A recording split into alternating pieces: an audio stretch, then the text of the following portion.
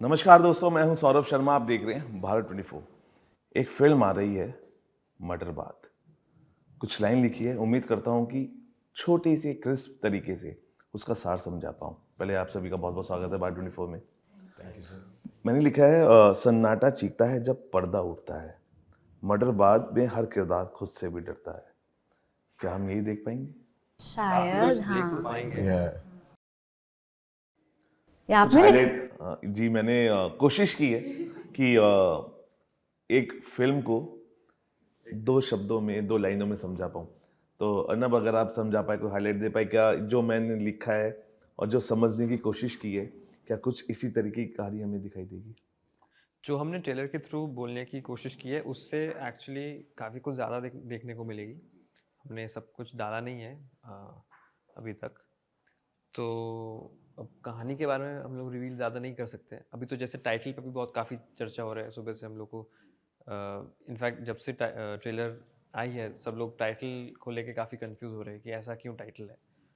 तो ये सब आपने जो दो शब्द वो भी शायद फिल्म जब आ जाएगी अराउंड दैट टाइम ज़्यादा क्लैरिटी मिल जाएगा। अच्छा नकुल, क्योंकि फिल्म एक मर्डर मिस्ट्री है, क्या आपने कभी सोचा था आप इतनी डार्क दुनिया में उतरेंगे, वो भी इतने रियल अंदाज में? सर एक्चुअली जो कहानी की इंटरेस्टिंग बात ये है कि जो कहानी की शुरुआत होती है वो एक लव स्टोरी है।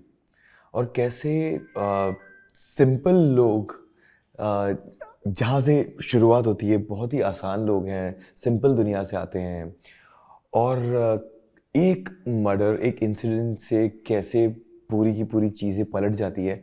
और फिर आपको लोगों के अलग अलग लाइक परत दर परत आप उनके अंदर घुसते चले जाते हैं। वो इस कहानी का सबसे इंटरेस्टिंग पार्ट है। भाई, मर्डर बाद में जो साइलेंस और हिंसा है, क्या वो आपके भीतर किसी नए एक्टर को जगा गई? सर जब मैं ये कहानी के और इस किरदार के ऊपर काम कर रहा था, तो मुझे ये नहीं समझ में आ रहा था कि मैं इसकी शुरुआत कहाँ से करूँ। मैंने अर्नब के ऊपर ही पूरा रिलाई किया था, क्योंकि जब आप फिल्म देखेंगे तब हम ज़्यादा उसके ऊपर बात कर पाएंगे, क्योंकि ऐसी कहानी, ऐसे किरदार हमने अभी तक इंडियन सिनेमा में ना सुने हैं ना देखे हैं। ऊपर ऊपर पे आपको ये बहुत एक आसान लव स्टोरी और एक मर्डर मिस्ट्री लगती है जो हम देखते आए हैं या सुनते आए हैं। बट जैसे ही आप इन किरदारों की दुनिया में उतरेंगे तो एक ऐसा ट्विस्ट है जो ये मैं दावे के साथ कह सकता हूँ आपने पहले कभी नहीं सुना है और देखा है इंडियन सिनेमा में। मैं वही कह रहा था कि टाइटल मर्डर बाद है। मर्डर ऐसे ऊपर ऊपर से लग रहा है कि काफ़ी मर्डर बहुत रिलेटेड है, आसानी से हो मर्डर के जाएगा मर्डर ऊपर है। बाद, वैसी इतना कहानी आसान नहीं एक्चुअली है है। नहीं। जी वो अभी ज़्यादा थोड़ा कन्फ्यूजन शायद जी। क्रिएट हो गया ट्रेलर को देख के, क्योंकि एक हमारा एक इंटेंशनल वो भी था कि थोड़ा कंफ्यूज करते हैं। But I think it's not a film just about about murder. It's a very humane story. इंसान मानसिकता के ऊपर बिल्कुल, कहानी है। मैं उस सवाल पे आता, लेकिन ये एक बहुत इंटरेस्टिंग चीज़ है, क्योंकि कनिका को हमने देखा है एक्टिंग करते। कनिका, किया ये किरदार करते हुए, इस किरदार ने आपको डराया या और जिम्मेदार बनाया? पहले तो मैं बोलूँगी जो आपने लिखा है ना, जी वो ज़रूर कुछ कुछ कैरेक्टर्स के लिए जी स्टोरी में बहुत रेलेवेंट है। ठीक है, सबके लिए नहीं है बट जी कुछ कुछ के लिए जी है, तो आप जी। शायद थोड़ा उस दिशा करीब हो। में नहीं हो, करीब बिल्कुल नहीं हो, बट थोड़ा सा उस दिशा में थोड़ा सा ऐसे आपने एक कदम लिया है। अभी मेरे सवाल दूसरे कदम पे भी आएंगे। और आई थिंक दोनों चीज़ें इसको थोड़ा डराया भी है and at the same time जिम्मेदार भी बनाया है। मतलब एटलीस्ट जिम्मेदार बनने की कोशिश करवाई है, पर अभी और बोलूँगी तो बहुत रिवील हो जाएगा। अच्छा, देखिए, आपका किरदार मर्डर की दुनिया में एक ऐसी महिला का है जो सर्वाइवर नहीं, शायद चाल चलने वाली भी हो सकती है। क्या इस ग्रे स्पेस को निभाना आपको एक्साइटिंग लगा या चैलेंजिंग? बहुत एक्साइटिंग लगा, क्योंकि मैंने ऐसा किरदार पहले नहीं निभाया है और मैंने मिस्ट्री या थ्रिलर इस जॉनर से दूर दूर तक कुछ भी नहीं किया है। मैंने मोस्टली बहुत ज़्यादा लव स्टोरीज और जी। ऐसी चीज़ें की हैं, सो मेरे लिए बहुत इंटरेस्टिंग था टू प्ले दिस कैरेक्टर। अच्छा, to ask a question from a girl like you, कि आपने जब स्क्रिप्ट पढ़ी तो पहला रिएक्शन क्या था? यस, करके भी एक रिएक्शन होता है, या रिस्की? तो मैंने स्क्रिप्ट पहले पढ़ी नहीं, मैंने सुनी, उन्होंने मुझे नरेट की थी, मैं उनके ऑफिस गई थी और वही शुरू में हमें लगा था कि जिस तरह से शुरुआत थी it felt like it's a cute love story और मैं उसी जोन में सुन रही थी, but by the time he finished it मैं ऐसे शॉक में थी थोड़ा, क्योंकि मैं थोड़ा हिल गई थी कि ये एक्सपेक्टेड नहीं था। तो मेरा फर्स्ट तो वो था कि ओह ऐसा था, फर्स्ट रिएक्शन ओह ये रिएक्शन मैं नहीं लिख पाया, सॉरी, वो था। ये था, बट आई न्यू इंटरनली कि मैं ये करने वाली हूँ, बट वो आई थिंक जुबान तक आने पर थोड़ा सा टाइम लगा मुझे टू थिंक एंड से। जो जिस स्टेप में मैं पहुंचा था उसका दूसरा स्टेप का क्वेश्चन ये है कि फिल्म में आपका किरदार किसी गुनाह का शिकार या खुद अपनी कहानी की कातिल? ये तो मैं कैसे बताऊँ आपको? बहुत पिन पॉइंट करके बहुत सवाल कर ज़्यादा रहे हैं हम लोग। बहुत ही आप स्पेसिफिक सवाल पूछो, जो कि बहुत अच्छे सवाल है, पर इसका आंसर मैं नहीं अभी दे सकती, आपको मूवी देखनी पड़ेगी। ओके, एक महिला किरदार जब हिंसा, चालाकी और इमोशन के बीच झूलता है, स्विंग करता है, क्या उस किरदार को निभाना मानसिक रूप से थका देने वाला होता है? हाँ, थोड़ा बहुत, क्योंकि फिर वो सही गलत का बहुत सोचते, किरदार ही सही गलत का बहुत सोचता है कि क्या सही है क्या गलत है, and not as a person, क्योंकि अगर मेरा कैरेक्टर फ्लॉड है, वो फ्लॉड कैरेक्टर के लिए भी वो उस समय अपने कैरेक्टर में वो सही चीज ही कर रहा होता है, बट अगर वो कैरेक्टर ही कंफ्यूज है बिटवीन हिंसा एंड इमोशंस, तो वो कैरेक्टर एक डिलेमा में है, तो ऑब्वियसली वो थोड़ा सा टैक्सिंग होता है दिमाग के लिए। अन्ना भाई, सेट पर कौन सबसे जल्दी किरदार में घुस जाता था और कौन सेट्स पे सबसे ज्यादा किरदार में घुस जाता था, और कौन रुक कर खुद को मानसिक रूप से तैयार करता था, मेंटली? आई थिंक दोनों का ही आंसर एक ही है, वो है वहाँ पे नकुल सहदेव सबसे ज़्यादा इन्वॉल्व। एक्चुअली मैंने इनको जब कहानी सुनाई थी उसके बाद हम लोग काफ़ी दफ़ा मिले थे just to discuss the script और कैसे उनका कैरेक्टर डेवलप होना चाहिए, तो काफ़ी सारा बैक एंड फोर्थ डिस्कशन हम दोनों ने मेरे ऑफिस में बैठ के किए before we went on set. तो सेट पे उनको एग्जैक्टली वही पता था जिस जोन में हम लोग जा रहे हैं, वो उनका अप्रोच था। Kanika on the other hand सब बहुत स्पॉन्टेनियस है, हम लोग को ज़्यादा होमवर्क करने को इनको मौका भी नहीं मिला था, क्योंकि इनको हम लोग कास्ट किए थे 10 दिन पहले शूटिंग के। तो फिर I had to completely rely on her spontaneity, and I was a bit nervous कि, और जैसे हम लोग ने शूट शुरू किया था सबसे डिफ़िकल्ट सीन्स से शुरू की थी। हम लोग आउटडोर गए थे फर्स्टली, फिर उसके बाद बहुत ट्रीटमेंट ड्रिवन एक सीन सेकंड हाफ हम लोग शुरू किए थे।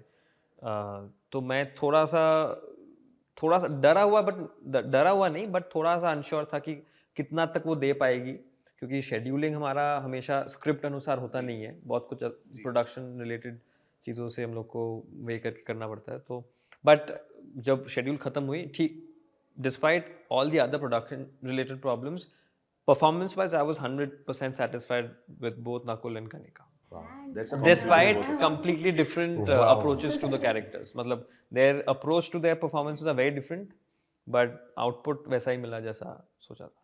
बिल्कुल।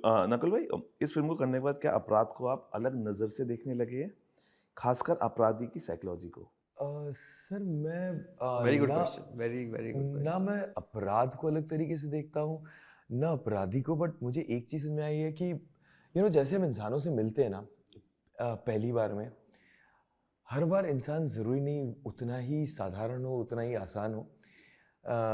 जब आप उनके करीब जाके आपको जब एक लगने लग जाता है कि यार मैं इसको आज बहुत अच्छी तरीके से जानता हूँ, और हो सकता है कि इंसान उसी वक्त मुझे या तो किस्मत या कुछ कारण मुझे ऐसा रूप दिखाए जो शायद मैं ना तो विश्वास कर पाऊँ और ना खुद को समझा पाऊँ कि ये इंसान ऐसा भी हो सकता है। तो और उसका क्रेडिट मैं अर्नब को देना चाहूँगा, बिकॉज वो कैरेक्टर्स उस तरीके से लिखे हुए हैं। एक तरफ आपको ये स्टोरी बहुत ज़्यादा, अगर मैं थोड़ा सा टेक्निकलिटी पे जाऊँ तो आपको बहुत ज़्यादा प्लॉट ड्रिवन लगेगी, बट जैसे जैसे आप कैरेक्टर स्टोरी के अंदर उतरते जाएंगे आपको समझ में आएगा कि क्या ये उतनी ही कैरेक्टर ड्रिवन भी है, बिकॉज परत दर परत आपको लोगों के बारे में नई चीज़ें मालूम पड़ रही है। हर एक इंसान के बारे में ऐसा नहीं है कि वो स्टीरियोटिपिकल ब्लैक और वाइट कैरेक्टर्स नहीं है, that shade of grey is so huge. तो आपको हर बार, इसीलिए जब आपने ट्रेलर भी देखा तो आप पिन पॉइंट नहीं कर सकते हो कि ये सही है ये गलत है, आपको हर पे शक जा रहा है, बिकॉज कैरेक्टर्स उस तरीके से लिखे गए हैं, तो उनके पास वो एडिट पे भी वो स्पेस था कि यू नो वो इस कैरेक्टर का ये चीज या ये टेंजेंट एक्सप्लोर कर पाए, और सडनली यू नो एक लड़का है जो बस के ऊपर डांस भी कर रहा है, और सडनली आप मतलब सब लोग उस कैरेक्टर का नाम भी ले रहे हो और ढूंढ रहे हैं, तो आपको नहीं समझ में आएगा कि सही क्या है गलत क्या है, and that is the beauty of each and every character and hence मर्डरबाद। और यहाँ पे जो क्राइम भी हम लोग, जिस सब्जेक्ट की क्राइम के बारे में हम लोग बात करें, वो भी एक्चुअली हमारे यहाँ पे क्वेश्चन मार्क है। आपने अगर ट्रेलर ठीक से देखा होगा तो वहाँ पे क्राइम के बगल में क्वेश्चन मार्क है। तो मतलब क्राइम क्या होती है, वो ऑन पेपर एक तरीके का क्राइम होता है और हमारे दिमाग में एक क्राइम होता है जो मॉरली उसको हम लोग जज करते हैं। जी बिल्कुल। तो जिस सब्जेक्ट के बारे में ये फिल्म एक्चुअली है, उसमें वो भी एक ग्रे एरिया है। It is not very clear cut crime की ठीक है ये, हाँ this is crime, you can't qualify it as a classified crime. So that I think adds a little more layer to the narrative of the film. देखिए ये एक कहानी की खूबसूरती होती है जब वो कहानी आपको सोचने के लिए मजबूर करती है। सिर्फ कहानी देखने के लिए कहानी नहीं, सोचने पे जो मजबूर कर दे, मुझे लगता है वो सबसे खूबसूरती होती है उस कंटेंट की। करिका, इस रोल में कौन सी बात आपको सबसे ज़्यादा डरावनी लगी? हिंसा, खामोशी या सच?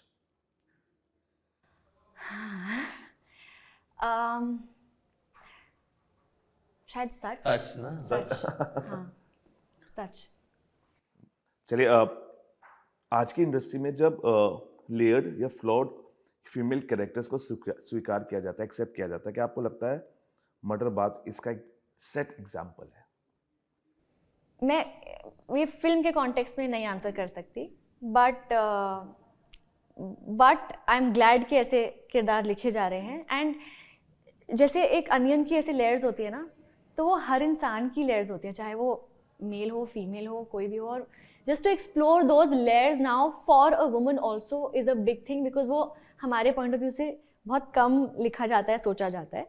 तो दैट एंड ऑल्सो कभी कभी जैसे उन्होंने बोला था कि कोई इंसान बहुत ही नॉर्मल होता है और बिल्कुल साधारण दिखता है, कभी कभी वो एक्चुअल में भी वो होता है, बट कुछ सिचुएशंस ऐसी होती हैं, कुछ हाइटेंड इमोशंस वाली सिचुएशंस ऐसी होती हैं जिसमें शायद उसका शायद चाइल्डहुड का कुछ ट्रॉमा या वो उस सिचुएशन में निकल के आता है जो वो इंसान शायद कभी होता भी नहीं। तो ये भी एक तरह से सोचा जा सकता है।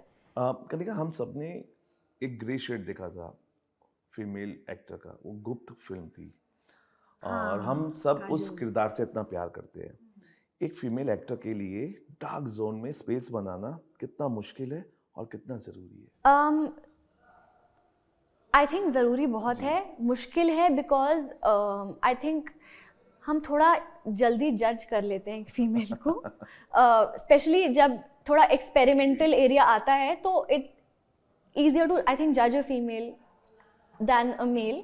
And in fact I really जो उर्मिला मैम ने रोल्स प्ले करे थे, वो कौन सी मूवी थी, कौन you know those kind of roles are so cool for a woman to play, but then again like you don't get as much appreciation probably as maybe a guy does, maybe. एक बहुत interesting सवाल मेरे जहन में आ रहा था नकुल भाई आपके लिए। अगर कोई आपका काम देकर पूछे नकुल कौन है, तो क्या आप चाहेंगे कि मर्डरबाद उसका जवाब हो? जी बिल्कुल, वो मैं इसलिए बोलना चाहूँगा स्पेसिफिकली क्योंकि ये मुझे एक मर्डरबाद का जो जयश है सर, वो एक ऐसी जगह डालता है जहाँ पर सही और गलत जी वो तय कर पाना बहुत मुश्किल है। और वो एक इंसान के लिए आई थिंक सबसे खूबसूरत बात है, क्योंकि आज हम कोई भी रिलेशनशिप देखते हैं, जब हम बहुत ही करीब होते हैं तो वहाँ पे सही गलत बहुत डिफिकल्ट हो जाता है। जी। आज अगर आप मुझे पूछोगे कि क्या मेरे मम्मी पापा सही हैं या गलत हैं, I can not answer that question, to be very honest. My first outright question answer would be कि बिल्कुल सही है, you know like any other person. But the moment मैं सिचुएशंस में जाना चाहूँगा तो मैं कभी उन्हें सही भी बोलूँगा, कभी गलत भी बोलूँगा। और वो आई थिंक कैरेक्टर निकलते हैं एक राइटर के अंदर से, तो that credit I can not take it alone. Yes, I have played that character, so that expressing it vulnerably, I am glad I got that opportunity, but writing it to explore I give it to the writer, and that's this Arnab. guy right here. Compliment given back. अच्छा, आखिरी 3 सवाल एक एक आपसे। आपको लगता है कि जो ऑडियंस है आज के हीरो से ज्यादा कॉन्फ्लिक्टेड जो किरदार होते हैं उसे अपनाने लगे? बिल्कुल सर। क्योंकि ब्लैक एंड वाइट जो ज़माना था जी। एक आदर्श लड़के का या लड़की का, वो लोगों को समझ में आ गया कि वो बनावटी है, उससे ज़्यादा बनावटी कुछ है नहीं। You know when we meet a human being also, if you know हम रोज़ मिलते हैं, जब आपको कोई बहुत ही अच्छा इंसान लगता है ना, आपको लगता है वो झूठा है, उससे झूठा कोई नहीं है। जजमेंट आपकी बात। हाँ, क्योंकि हम सब में कुछ ना कुछ फ्लॉज हैं और हम धीरे धीरे एक्सेप्ट कर रहे हैं एक दूसरे को। रादर मैं अपने फ्लॉज बताऊं और उनको दर्शाऊं तो वो ज्यादा अप्रिशिएट होंगे। And thanks to acting, I always say कि सर एक्टिंग एक इकलौता प्रोफेशन है, जब हम बाहर दुनिया में होते हैं और अपनी वल्नरेबल साइड शो करते हैं तो हमें जज किया जाता है, बट यहाँ पे तालियां मिलती है। तो अगर वैसे कैरेक्टर्स मिलते रहेंगे तो यू नो मैं आई थिंक हमारी असली जिंदगी ज्यादा नकली बनती जा रही है और पर्दे के सामने ज्यादा असली बनती जा रही है। बिल्कुल। कनिका, एक स्टेप थर्ड में मैं आता हूँ, शायद उसका जवाब आखिरी है सवाल तो शायद निकलवा पाऊँ कि क्या चीज़ है। आपको लगता है कि इस फिल्म में जो महिलाओं को सिर्फ विक्टिम के रूप में नहीं बल्कि कंट्रोल लेने वाले किरदारों की तरह दिखाया गया है? आप मुझे बहुत स्पेसिफिक क्वेश्चंस पूछ रहे हो।